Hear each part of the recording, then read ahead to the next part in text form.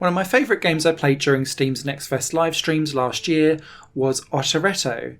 It looks like a match 3 game, but it plays totally different because it doesn't follow a match 3 aesthetic. It's all about palindromes.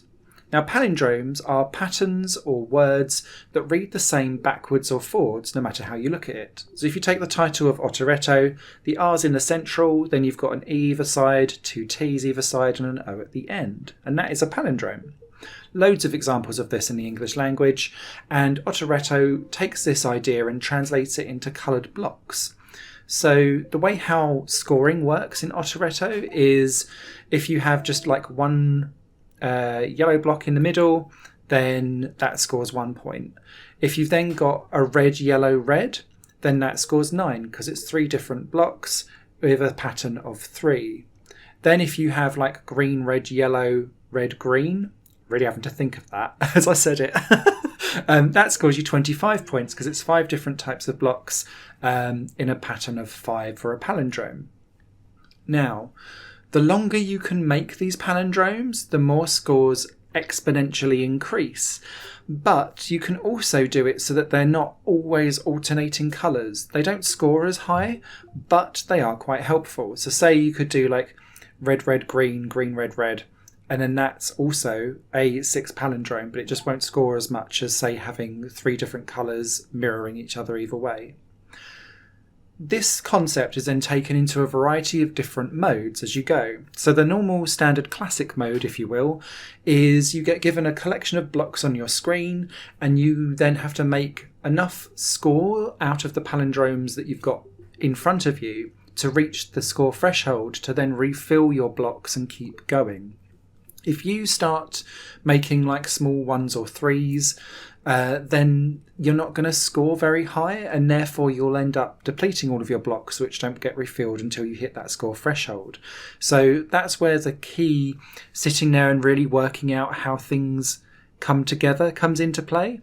And there's tactics here because sometimes it's easier to do a couple of 1s here and there to line up a really juicy palindrome that can then get you, say, like an 81 or a 99 score and really push you forward.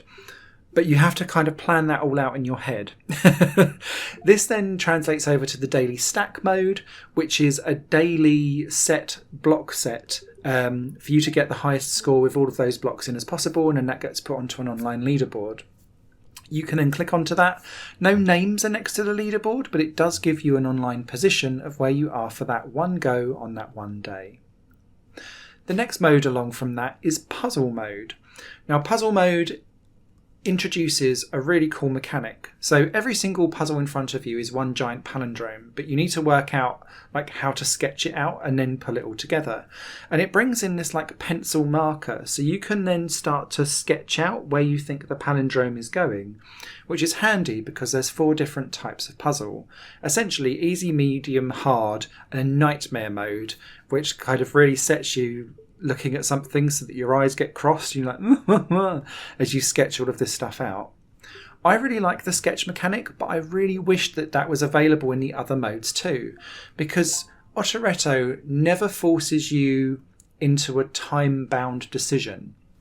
You are running at your own time at your own pace, and there's a really nice cool underwater bubble effect of atmospherics going on throughout your gaming experience in the background. There's no particular music or effects. It's all just this underwater tranquil bubble. When you do hit certain level thresholds though, a little otter swims around in the background and like goes "Arr!" and then you continue on with your game. And that's proper cool and I really like that. But I wished that puzzle like sketch out was available in the other modes, because I think that would help me understand what is the best move that I can make at that time. The next mode along from that is Containment mode. Now this works very similar to a lot of match 3 style games in that you aren't allowed to have blocks reach the top of the playing area, and every move that you make will add in 1, 2, potentially 3 lines up of new blocks for you to clear. So if you don't clear very many, it will push up and hit the top very, very quickly. It also means that you have to be quite strategic in where you do your next palindrome, because it only takes one stack to hit the top and then it's game over. So if you've got loads and loads of great moves on one side of the board, but you're leaving a stack going higher and higher, you'll end up game over very quickly in containment mode.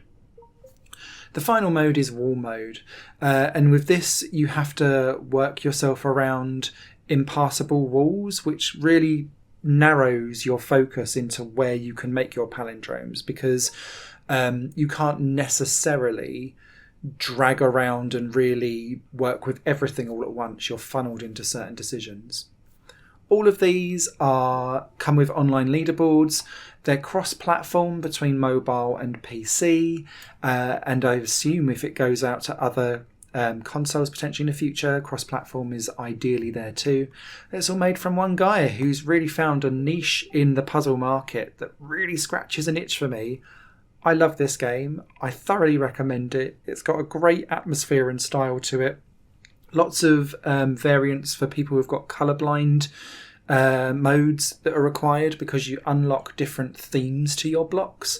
So that adds on shapes, letters, different types of waves. So if you struggle with colourblindness, that's not a problem for you here either. Thumbs up. Superb game. Superb game. Written review will be over on higherplanegames.com. You guys take care.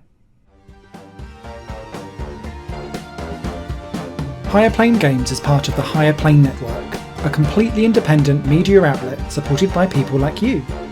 The goal is to create the best possible content that cultivates a richer indie scene for games as well as music and entertainment.